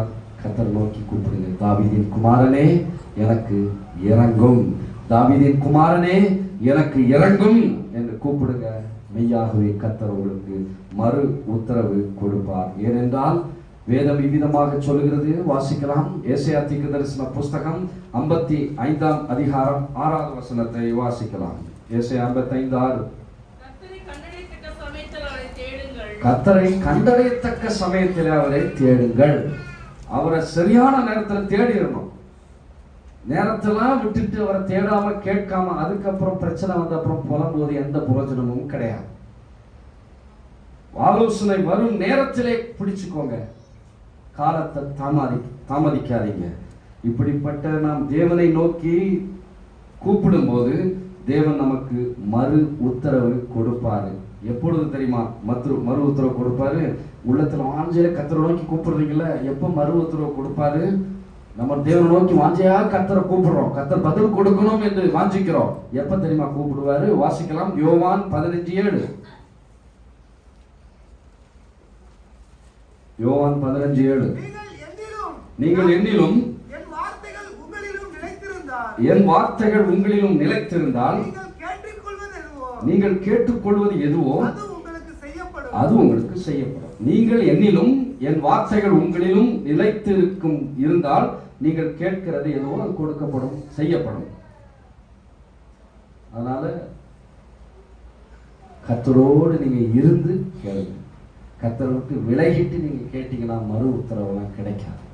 கர்த்தரை தேடுகிற சமயத்தில் கரெக்டாக தேடணும், கேட்கணும், வாஞ்சையா கேட்கணும். கர்த்தர் உங்களுக்கு மறு உத்தரவு தருவார். மூன்றாவது ஆசீர்வாதம், கர்த்தர் மறு உத்தரவு தருவார். முதல் ஆசீர்வாதம் என்ன? ஆண்கள் மட்டும் சொல்லுங்க. முதல் ஆசீர்வாதம் என்ன? விடுவிப்பேர். இரண்டாவது ஆசீர்வாதம் உயர்ந்த அடைக்கலம். மூன்றாவது ஆசீர்வாதம் மறு உத்தரவு கொடுப்பார். நான்காவது ஆசீர்வாதம் சங்கீதம் 91:15 வாசிக்கலாம். சங்கீதம் 91:15.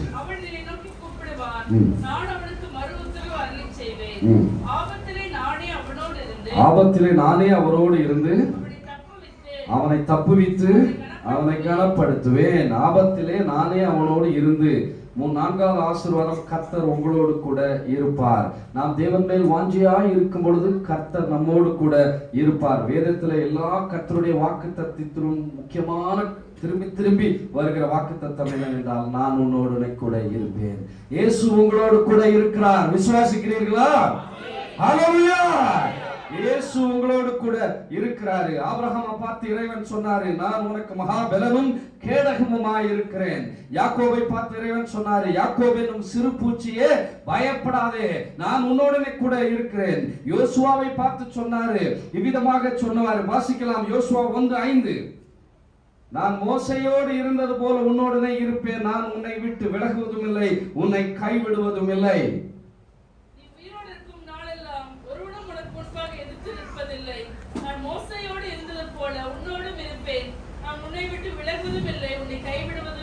இயேசுவின் பெயர் என்ன? இயேசுக்கு நிறைய பேர் இருக்கா? இயேசுவின் பெயர் என்ன? நம்ம எல்லாம் கிறிஸ்துமஸ் கொண்டாட போறோம். இயேசுக்கு இன்னொரு பெயர் இருக்கு. என்ன பெயர்ப்பா? இம்மானுவேல். இம்மானுவேல் என்றால் தேவன் நம்மோடு. மணிவேல் ஐயா இல்ல. இம்மானுவேல் என்றால் தேவன் நம்மோடு கூட இருக்கிறார் என்று அர்த்தம். இயேசு உங்களோடு கூட இருக்கிறாரா? ஹல்லேலூயா! இருக்கிறபடியால் தான் நீங்கள் ஜீவனோடு இந்த நாளிலே இருக்கிறீர்கள். இந்த இயேசு உங்களோடு கூட இருக்கிறாரா? எவ்வளவு நாள் இருப்பாரு? எவ்வளவு நாள் இருப்பாரு? ஜீவனுள்ள நாள் நாம இருப்பாரா? எவ்வளவு நாள் உங்க கூட இருப்பாரு? உலகத்தின் முடிவு பரிந்தும் சகல நாட்களில் உங்களோடு கூட இருக்கிற இந்த மத்தேயு 28:20 எழுதப்பட்டிருக்கிறது. பிரியமான தேவனுடைய பிள்ளைகளே, தேவன் உங்களோடு இருப்பது உண்மை. நீங்க எல்லாம் இங்க கூடி வந்திருக்கிறீங்க, ரட்சிக்கப்பட்டிருக்கிறீங்க, கர்த்தருடைய பிள்ளைகளாக வந்திருக்கிறீங்க. இயேசு உங்களோடு கூட இருப்பது உண்மை. ஆனால் நீங்கள் இறைவனோடு கூட இருக்கிறீர்களா என்று உங்களை நிதானித்து பாருங்கள். நீங்கள் தேவனோடு கூட இருப்பீர்கள் என்றால் கர்த்தர் உங்க கூட இருக்கிறாரா? இருக்கிறாரா இல்லையா? இருக்கிறார். நீங்க தேவனோடு கூட இருக்கிறீங்களா என்று உங்களை நிதானிச்சு பாருங்க. நீங்க தேவனோடு கூட இருந்தீங்கன்னா சினிமா பார்க்க மாட்டீங்க, சீரியல் பார்க்க மாட்டீங்க, கர்த்தர் விரும்பாத இடங்களுக்கு உங்க கால் எடுத்து வைக்க மாட்டீங்க, மாம்ச இச்சைகளுக்கு இடம் கொடுக்க மாட்டீங்க, கர்த்தர் அசட்டை செய்ய மாட்டீங்க. வீண் பேச்சு, கெட்ட வார்த்தை, புறம் பேசுவது, குறை சொல்வது, முதுகு பின்னாடி பேசுவது, இதெல்லாம் செய்ய மாட்டீங்க. இப்படி நீங்க செய்தீங்கன்னா கர்த்தர் உங்களோடு கூட இருக்காரு, நீங்க ஆனா கர்த்தரோடு இல்லை என்று அர்த்தம். மனிதன் உங்களை விட்டு போய் விடுவான், ஆனால் தேவன் போகவே மாட்டாருப்பா. உன் கூட தான் இருப்பாரு. நீ பாவத்தில் என்ன பண்ணிட்டு உன் கூட இருப்பாரு. கஷ்டப்பட்டு உட்கார்ந்து கொண்டு இருப்பாரு, தாங்க முடியாத வேதனையோடு உட்கார்ந்துட்டு இருப்பாரு. உள்ளத்துல என் பிள்ளை இப்படி தப்பு செய்தே, என் பிள்ளை இப்படி வாயில் வார்த்தை இப்படி விடுகிறதே, என் பிள்ளை வாயிலிருந்து இப்பேற்பட்ட ஒரு வார்த்தைகள் வருகிறதே என்று வேதனையோடு அவர் உள்ளே தான் இருப்பாரு. நீங்கள் அவரோடு கூட இருக்க வேண்டும். நகோமிக்கு 2 மருமகள். ஒன்று ஒர்பால். அவங்க நகோமிய முத்தம் செய்து விட்டு தன் தேசத்துக்கு திரும்பி போயிட்டாங்க. ஆனால் ரூத்தோ இன்னொரு மகன் நகோமியை உறுதியாய் பற்றி கொண்டாங்க. அவங்க ஆசீர்வாதமாக இருந்தாங்க. யோபுவுக்கு துயர நாட்கள் வந்தபோது அவருடைய வேலைக்காரரும் இனஜன பந்துக்களும் அவரை விட்டு தூரமாக போய்விட்டார்கள். இதுதான் உலகத்தின நிலை. நீங்கள் மகிழ்ச்சியோடு இருக்கும் பொழுது எல்லாம் உங்களை ஒட்டி கொண்டு இருப்பாங்க. பணம் உங்களிடத்துல இருக்கும் பொழுது எல்லாம் ஒட்டி கொண்டு ரொம்ப நல்லா உங்கள்கிட்ட இருப்பாங்க. ஆனால் உங்களோட துயரம் நேரம் வரும் பொழுது அந்த துயரத்தை பகிர்ந்து கொள்வதற்கு ஒருவரும் முன்வர மாட்டாங்க. துயர நேரத்தில் உங்களோட கூட யாருமே இருக்க மாட்டாங்க. ஆனால் நீ துயரமான பாதையில போகும் பொழுது, கஷ்டமான பாதையில போகும் பொழுது, வேதனையான பாதையில போகும்போது, உள்ளத்தின் ஆழத்தில் வேதனையை தூக்கி கொண்டு போகும் பொழுது உன்னோடு கூட இருந்து உன்னை விசாரிக்க ஒருவர் இருக்கிறார்ப்பா. அவர்தான் ஆண்டவராகிய இயேசு கிறிஸ்து. இதுதான் ஏசாயா தீர்க்கதரிசி விதமாக சொல்லுகிறார். வாசிக்கலாம். ஏசாயா 63:9. ஒரு 5 நிமிஷத்துல முடிச்சிருவேன். ஏசாயா 50. அவர்களுடைய எல்லா நெருக்கத்திலும் அவர் நெருக்கப்பட்டார். அவருடைய எல்லா நெருக்கங்களிலும் நெருக்கப்பட்டார். அவருடைய சமூகத்தின் தூதனானவர் அவர்களை ரட்சித்தார். அவருடைய எல்லா நெருக்கங்களிலும் நெருக்கப்பட்டார். நம்முடைய நெருக்கத்துல அவரும் நெருக்கப்படுகிறார். நீ அவரோட பிள்ளைப்பா, நீ அவரோட பிள்ளைமா. நீ நெருக்கப்படும் பொழுது, கஷ்டப்படும் பொழுது அவர் உன் கூட நெருக்கப்படுகிறார். உங்கள் கவலையிலும் கண்ணீரிலும் அழுகையிலும் மன சோர்விலும் அவர் உங்களோடு கூட இருக்கிறார். போக மாட்டார். மனுஷன் போயிடுவான். மனுஷன் நல்லா உயர்த்துவான், தப்புன்னு விட்டுருவான். ஆனா கர்த்தர் விடவே மாட்டார். எப்பொழுது தெரியுமா தேவன் நம்மோடு கூட இருப்பாரு? வாசிக்கலாம். 2 நாளாகமத்தின் புஸ்தகம் 15ஆம் அதிகாரம் 2வது வசனத்தை வாசிக்கலாம். அவன் வெளியே ஆசாவுக்கு எதிர்கொண்டு போய் அவனை நோக்கி, ஆசாவே, யூதா பென்யமீன் கோத்திரங்களில் சகல மனுஷரே கேளுங்கள். நீங்கள் கர்த்தரோடு இருந்தார், அவர் உங்களோடு இருப்பார். நீங்கள் கர்த்தரோடு இருந்தார், அவர் உங்களோடு கூட இருப்பார்.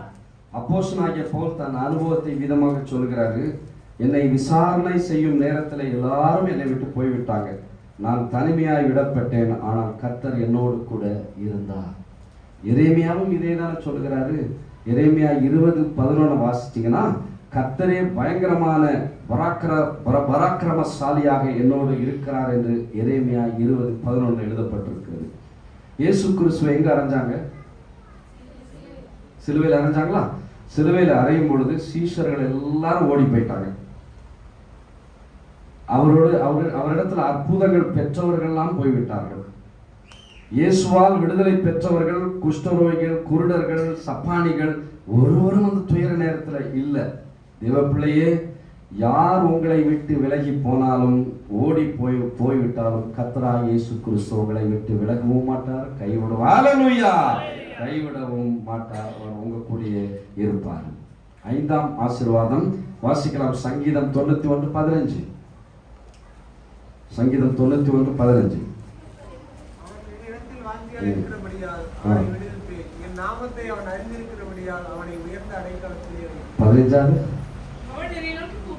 அவனை நோக்கி கூப்பிடுவான், நான் அவனுக்கு மறு உத்தரவு அருளி செய்வேன்.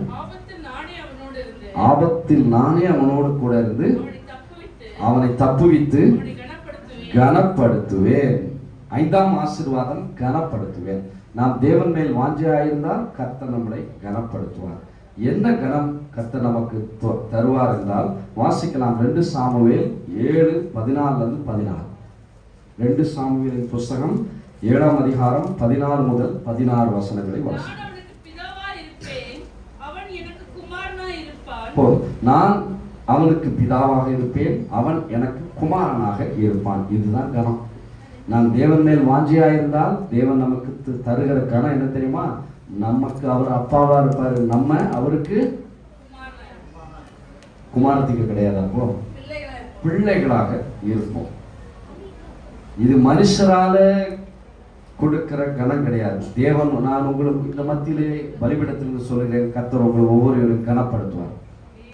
ஹல்லேலூயா. விசுவாசிக்கிறீங்களா? கர்த்தர் உங்களை கனப்படுத்துவார்.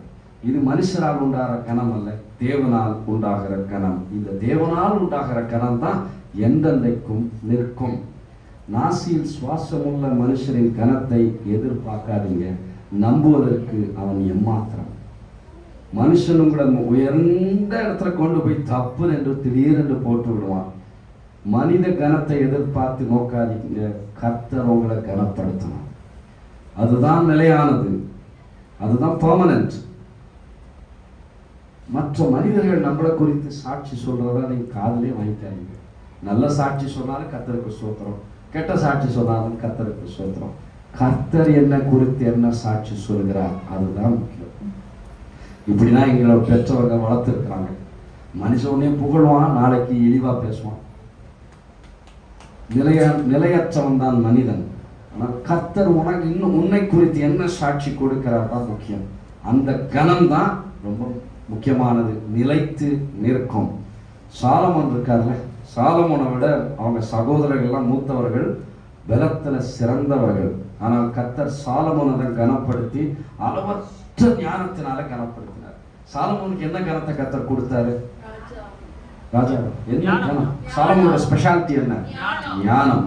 அந்த ஞானத்தை கொடுத்து கனப்படுத்தினார். அதே ஞானத்தை உங்களுக்கும் உங்க பிள்ளைகளுக்கும் கர்த்தர் கொடுப்பாரு. பிரியமான தேவனுடைய பிள்ளைகளே, இன்றைக்கு ஒருவேளை உங்கள் பிள்ளைகளை குறித்தும் அவருடைய எதிர்காலத்தை குறித்தும் நீங்கள் கவலைப்பட்டு கொண்டு இருக்கலாம். இன்றைக்கு பிள்ளைகளை நீங்க கர்த்தருடைய கரத்துல ஒப்பு கொடுங்க. ஒப்பு கொடுப்பீங்களா? பிள்ளைகளை உங்களை கர்த்தருடைய கரத்துல ஒப்பு கொடுங்க. ஒப்பு கொடுத்த அடுத்த நிமிஷமே கர்த்தர் பொறுப்பெடுப்பார். உங்களுடைய பிள்ளைகள் மிகுந்த அக்கறையோடு அவர் பெயரை பெருமைப்படுத்துவார். அவர்களுடைய பெயரை பெருமைப்படுத்தி கர்த்தர் கனப்படுத்துவார்.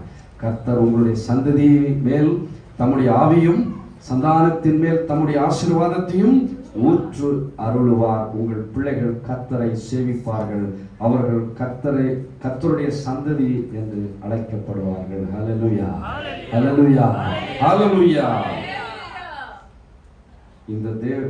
இந்த தேவனிடத்தில் இருந்து நீங்கள் கனம் பெறும் பொழுது, இந்த கனத்தை நீங்க பெற்றுட்டு, கனம்னா சாட்சி, தேவனிடத்துல இருந்து சாட்சி வரணும், மனுஷனிடத்துல இருந்து அல்ல.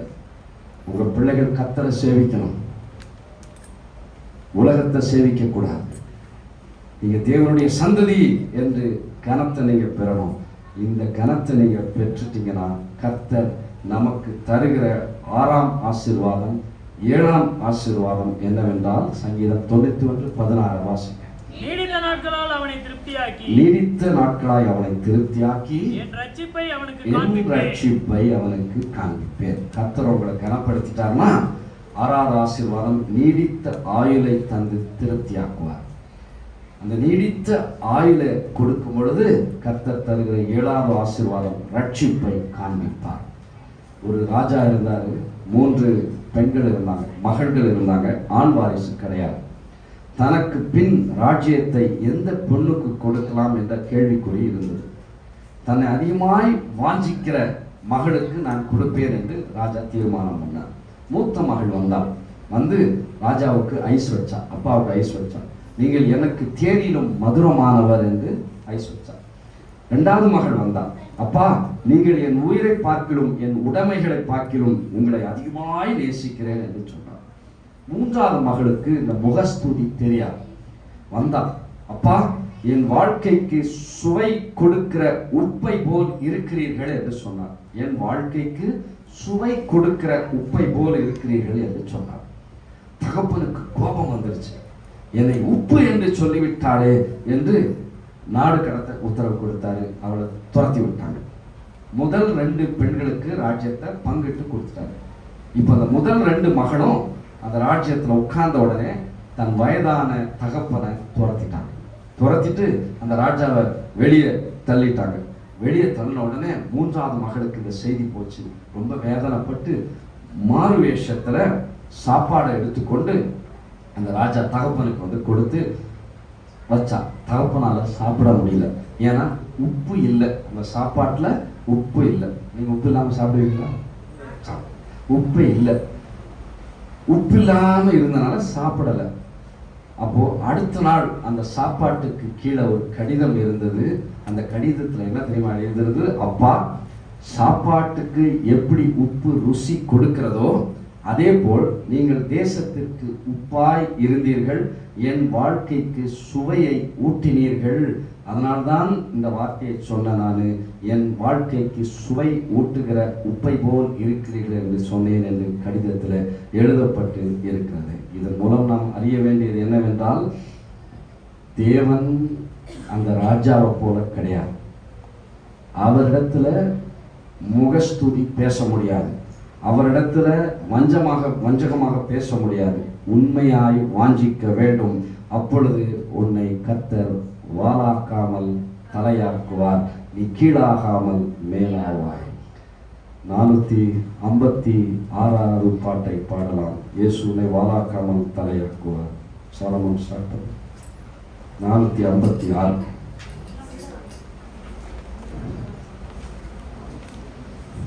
உன்னை வாளாக்காமல் இயேசு தலையாக்குவார், உன்னை கீழாக்காமல் இயேசு மேலாக்குவார். உன்னை வாளாக்காமல் இயேசு தலையாக்குவார், உன்னை கீழாக்காமல் இயேசு மேலாக்குவார். ஜெயம் அல்லேலூயா, ஜெயம் ஜெயம் அல்லேலூயா, ஜெயம் ஜெயம் அல்லேலூயா, ஜெயம் ஜெயம் அல்லேலூயா. உன்னை வாளாக்காமல் இயேசு தலையாக்குவார், உன்னை கீழாக்காமல் இயேசு மேலாக்குவார். உன்னை வாளாக்காமல் இயேசு தலையாக்குவார்,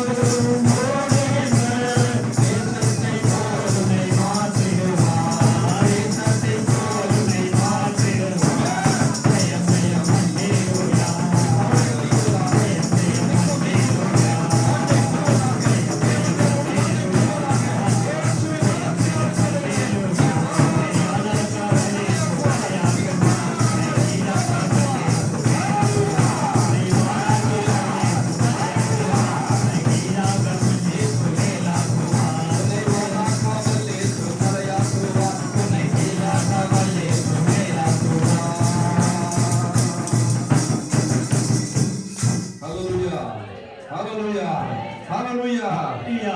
பிரியமான தேவனுடைய பிள்ளைகளே, தேவன் மேல் வாஞ்சையாய் இருங்கள், அப்பொழுது கர்த்தர் உங்களை விடுவிப்பார், விடுதலை செய்வார். நீங்க என்ன பிரச்சனை, போராட்டம், மனவேதனையில போனாலும் சரி, கர்த்தர் உங்களை விடுதலை செய்து, விடுதலை மாத்திரம் செய்ய மாட்டார்ப்பா, உங்களை உயர்ந்த அடைக்கலத்துல வைப்பார். உயர்ந்த அடைக்கலத்தில் வைத்து நீங்கள் ஜெபிக்கும் பொழுது மறு உத்தரவு அவர் கொடுப்பாரு. கர்த்தர் உயர்ந்த அடைக்கலத்தில் மறு உத்தரவு கொடுத்து உங்களோடு கூட அவர் என்றென்றைக்கும் இருந்து உங்களை கனப்படுத்துவார், நீடித்த ஆயுளை தந்து திருப்தியாக்குவார், ரட்சிப்பை காண்பார். நாம் தேவன் மேல் வாஞ்சியாய் இருக்கும் பொழுது இந்த 7 ஆசீர்வாதங்கள் உங்களுக்கு தலையின் மேல் சூழப்பட்டு ஆசீர்வாதமாக இருப்பீர்கள் என்று இவ்வேளையில் உங்கள் மத்தியிலே நான் சொல்லிக்கொள்ள வாஞ்சிக்கிறேன். இந்த வருடத்தில் ஞாயிற்றுக்கிழமையில் நான் செய்கிற கடைசி பிரசங்கம் இது. ஏன்னா அதுக்கப்புறமாக கிறிஸ்மஸ்க்கு நியூ இயருக்கு பிரசங்கம் செய்யப்படி ஐயா சொல்லியிருக்கிறாங்க. நான் நியூ இயர் அன்னைக்கு, புது வருடம் அன்னைக்கு உங்களிடத்தில் சொன்னேன், நீங்கள் எல்லாரும் ஆசீர்வாதமாக இருப்பீர்கள் என்று. இந்த வேளையிலும் நான் உங்கள் மத்தியிலே சொல்லுகிறேன், எனக்கு உங்கள் மேலே யார் மேலும் எந்த வருத்தமும் கிடையாது, மனவேதனையும் கிடையாது. உங்களை எனக்கு உங்களை எல்லாரையும் எனக்கு ரொம்ப பிடிக்கும். நீங்கள் எல்லாம் எனக்கு ஒன்று, நல்ல ஐக்கியத்தை சரிப்படுத்துவோம், ஆசீர்வாதமாக இருப்போம். அந்த புது வருஷத்தில் நான் உங்களிடத்தில் சொன்னேன், என்னிடத்தில் ஏதாவது குறைந்தா நீங்கள் மன்னிச்சு விடுங்க, உங்களிடத்தில் ஏதாவது குறைந்தா நான் மன்னித்து விடுகிறேன். ஐக்கியப்படுவோம், பலப்படுவோம், ஒரு மனம் ஏக சிந்தையை கட்டிடுவோம்.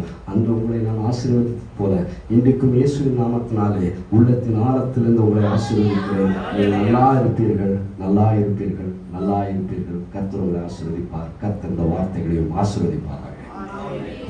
ஹalleluya, ஹalleluya, ஹalleluya. என்று நாம் எல்லோரும் பிதாவின் எனவே ஸ்தோத்திரிப்போம். ஹalleluya, ஹalleluya, ஹalleluya, ஹalleluya, ஹalleluya, ஹalleluya. அப்பா பிதாவே ஸ்தோத்திரம். அப்பா ஸ்தோத்திரம். அப்பா உம்மிடத்தில் கர்த்தாவே ஸ்தோத்திரம். அப்பா பிதாவே ஸ்தோத்திரம். வாஞ்சியாய் இருக்கிறவர்கள் அப்பா பிதாவே ஸ்தோத்திரம். அப்பா ஸ்தோத்திரம். பாக்கியவான்கள் என்று சொல்லப்பட்ட வாக்கியத்தின் பிரகாரம் அப்பா நாகம் இடத்துல வாஞ்சியா இருக்கிற நீங்கள் எல்லோரும் அப்பா தாமணி கர்த்தாவே ஸ்தோத்திரம், ஸ்தோத்திரம். அப்பா ஸ்தோத்திரம் சாமி. எல்லா விதமான ஈவுகளையும் பெற்றுக்கொள்வதற்கு ஏதுவாக கர்த்தாவே ஸ்தோத்திரம் சாமி. உங்களுடைய தேவ ஜனங்களுக்கும் அப்பா அன்றைய தினத்திலே கர்த்தாவே ஸ்தோத்திரம். அப்பா ஸ்தோத்திரம் சாமி. அதற்காக கர்த்தாவே ஸ்தோத்திரம் சாமி. தேவ ஜனங்கள் கர்த்தாவே ஸ்தோத்திரம் சாமி வாஞ்சியா இருப்பதற்கு ஏதுவாக கர்த்தாவே ஸ்தோத்திரம். அப்பா ஸ்தோத்திரம் சாமி. அதற்காக பக்தி மார்க்க நெறிமுறைகளை அப்பா படி கர்த்தாவே ஸ்தோத்திரம். அப்பா பிதாவே வேதத்தில் உள்ள கர்த்தாவே ஸ்தோத்திரம் சாமி. பரிசுத்த கர்த்தாவே ஸ்தோத்திரம் சாமி. தாசர்கள் எந்தெந்த முறைகளை மேன்மைகளை கடைபிடித்தார்கள் என்று கர்த்தாவே ஸ்தோத்திரம். அப்பா ஸ்தோத்திரம் சாமி. அதை கடைபிடிக்கும் போது கர்த்தாவே ஸ்தோத்திரம் சாமி விடுதலையும் நன்மைகளும் ஈவுகளும் உண்டாகும் என்று கர்த்தாவே ஸ்தோத்திரம் சாமி. அதற்காக கர்த்தாவே ஸ்தோத்திரம் சாமி. அப்பா தாப்பனை கர்த்தாவே ஸ்தோத்திரம். அப்பா பிதாவே ஸ்தோத்திரம் சாமி. நோவை போன்று அப்பா பிதாவே ஸ்தோத்திரம் சாமி. தேவ ஜனங்கள் கர்த்தாவே ஸ்தோத்திரம். அப்பா ஸ்தோத்திரம் சாமி. குடும்பத்தை கர்த்தாவே, குடும்ப தலைவர்கள் கர்த்தாவே குடும்பத்தை கட்டவும் அப்பா குடும்பத்தை கர்த்தாவே பாதுகாக்கவும் அப்பா தாப்பனை திருச்சபையின் ஊடாக கர்த்தாவே ஸ்தோத்திரம். அப்பா பிதாவே ஸ்தோத்திரம். தங்களுக்குள்ளாக தங்களை இணைத்துக் கொள்வதனாலே பாதுகாக்கப்படுவார்கள் என்ற காரியங்களையும் தாப்பனை கர்த்தாவே ஸ்தோத்திரம். அப்பா ஸ்தோத்திரம் சாமி. அதன் வாயிலாக கர்த்தாவே ஸ்தோத்திரம் சாமி. தேவ ஜனங்களுக்குள்ளாக ஒரு மன ஒற்றுமை ஏக சிந்தை உண்டாகும் என்றும் அப்பா சகோதரத்துவம் அப்பா சகோதரித்துவம் கர்த்தாவே ஸ்தோத்திரம் சாமி.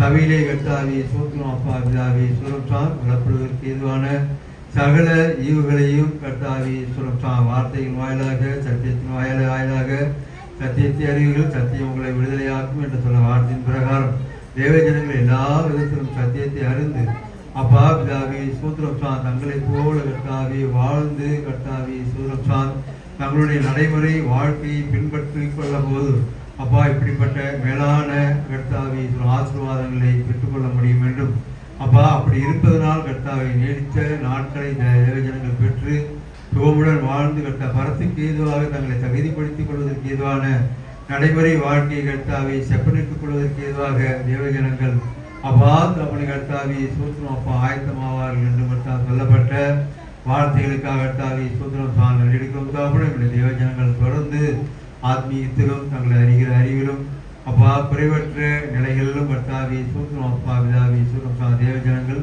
வளர்ந்து பெருகி கர்த்தாவின் அதிகமான ஆசீர்வாதங்களால் நன்மைகளினால் கர்த்தாவே சோத்திரம் அப்பா சோத்திரம் சாம் தேவ ஜனங்கள் அப்பா பலிகி பெருகி இருக்க தொடர்ந்து அனுக்கிரகம் பண்ணாங்க. கிருபை தாமதாக கொடுத்த கர்த்தா மேலான கர்த்தா நன்மைகளுக்காக கர்த்தரின் வார்த்தைகளுக்காக சத்திய வார்த்தைகளுக்காக நன்றி இருக்கிறோம். தொடர்ந்து நாங்கள் மேலான கிருவினால் எங்கள் எல்லோரையும் ஆட்கொண்டு கிருபை தாமதாக அவர் மற்றும் இயேசு கிறிஸ்து நாமத்தால் வேண்டிக் கொள்கிறோம். பிதாவே